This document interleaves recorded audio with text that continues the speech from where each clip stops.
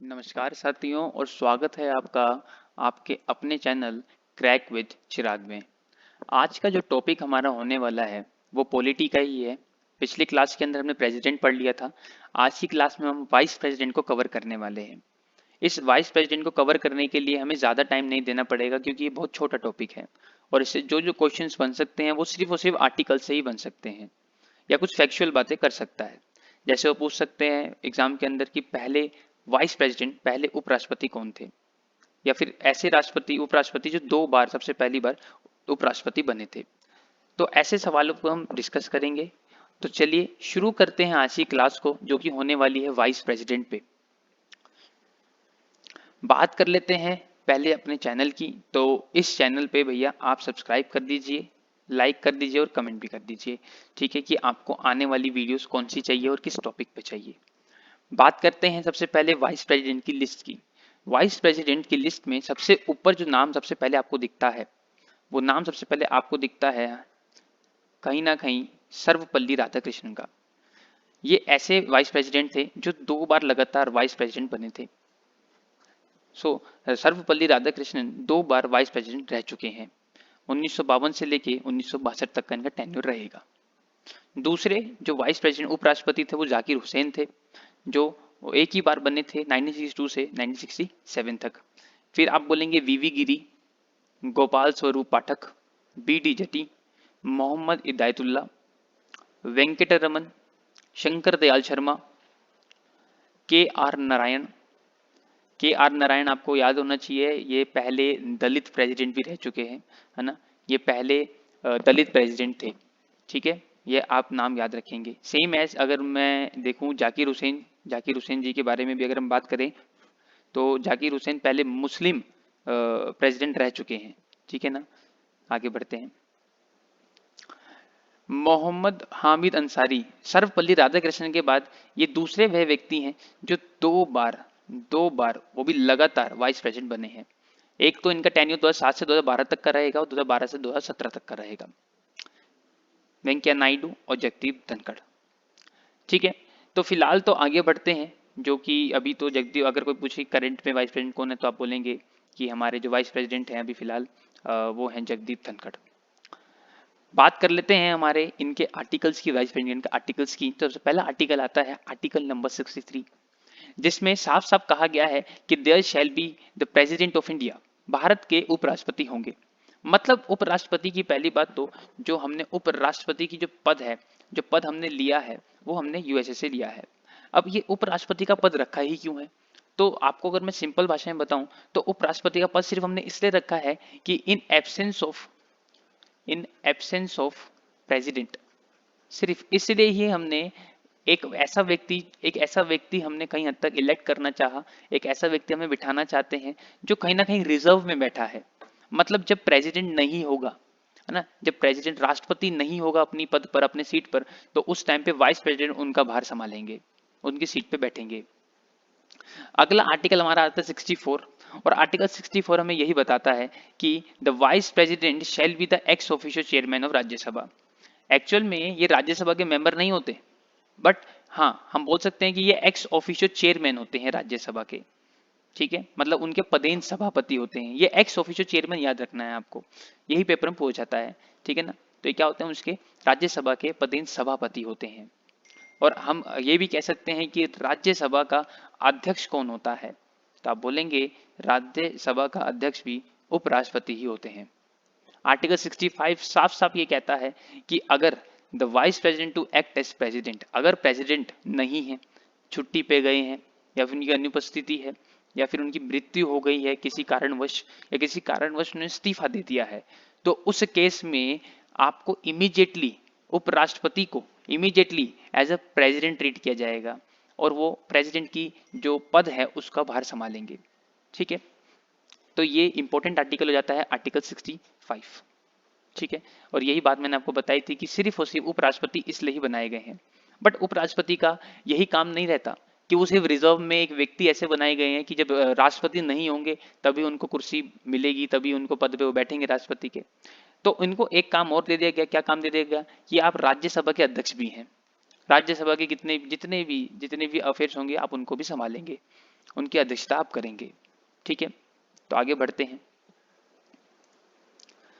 आगे आर्टिकल आता है 66 आफ्टर 65।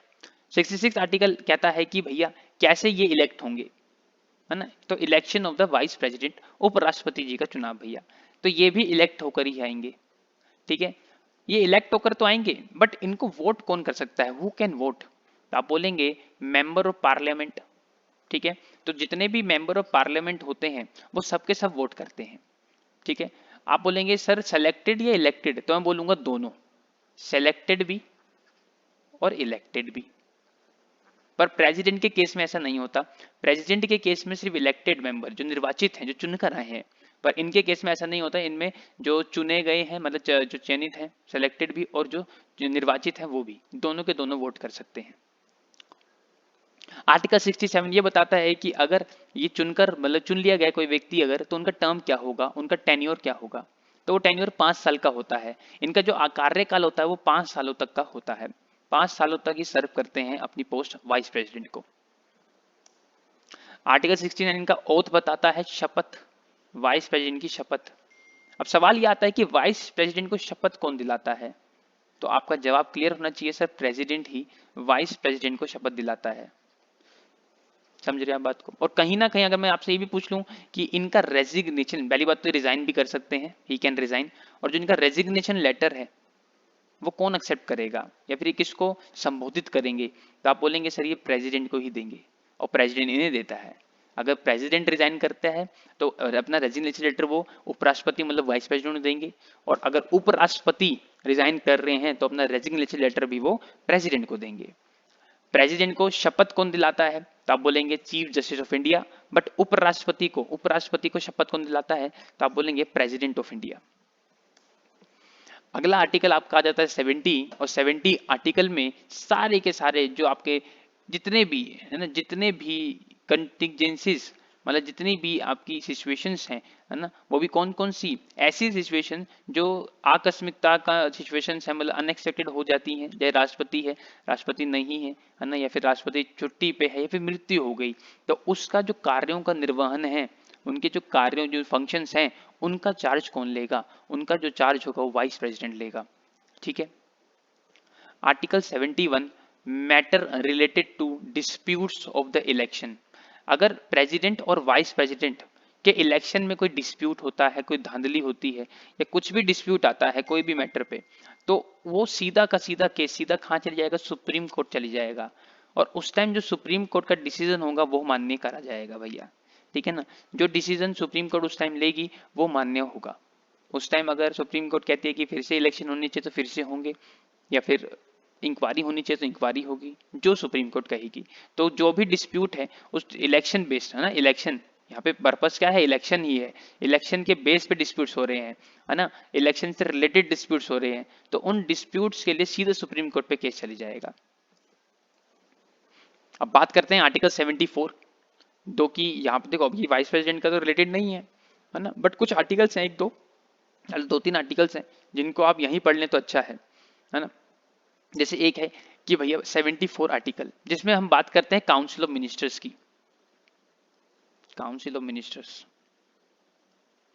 एक्चुअल में ये आर्टिकल ये बताता है कि राष्ट्रपति जो प्रेसिडेंट होता है वो काउंसिल ऑफ मिनिस्टर्स का एक हेड होता है, अध्यक्ष होता है, चेयरमैन होता है, जिसको हम बोलते हैं prime minister of India. Prime minister इस इंसान की हेल्प लेकर, इस व्यक्ति की हेल्प लेकर पूरा का पूरा काउंसिल ऑफ मिनिस्टर बनाता है। ठीक है, तो there shall be a council of minister with the prime minister at the head to aid and advise the president। president को वो एडवाइस करते हैं, who shall in the exercise of his functions act in accordance with such advice।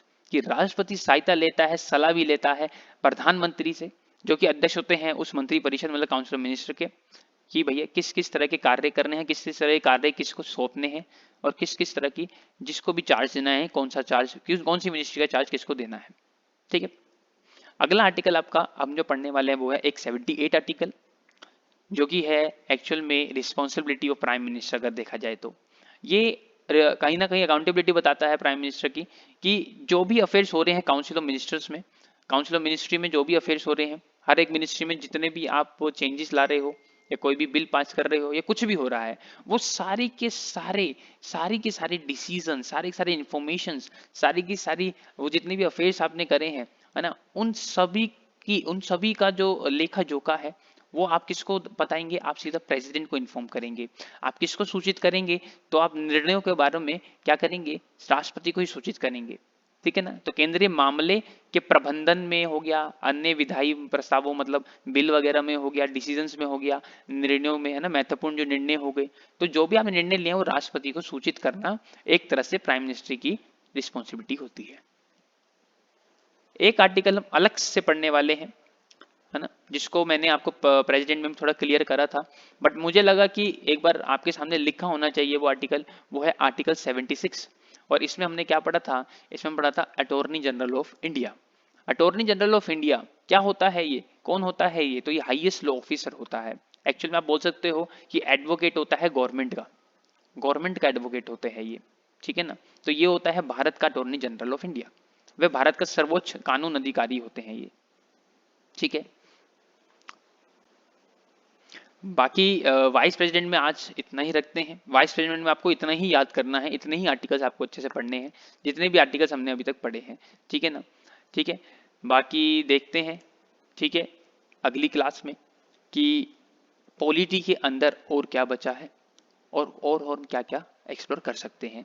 तब तक के लिए thank you and subscribe करना ना भूलें क्रैक विद चिराग को। इसके बाद मैथ्स की भी वीडियोस आने वाली हैं, बायोलॉजी की भी वीडियो आने वाली है। बाकी कमेंट में जरूर करके ये बताएं कि आपको किस टॉपिक पे वीडियोस चाहिए, किस टॉपिक में आपको कमी आ रही है, किस टॉपिक में आपको दिक्कत आ रही है। क्योंकि सीजीएल का एग्जाम जो है कहीं ना कहीं हद तक 2 महीने या 2.5 महीने से, मतलब 2 महीने का आप अंडर मान लो कि हो जाएगा। तो अगर जिस भी टॉपिक में आपको दिक्कत है उसके लिए आप मुझे कमेंट कीजिए। तब तक के लिए मिलते हैं आपसे अगली क्लास के अंदर। तब तक के लिए शब्बा है, tata and bye bye, take care.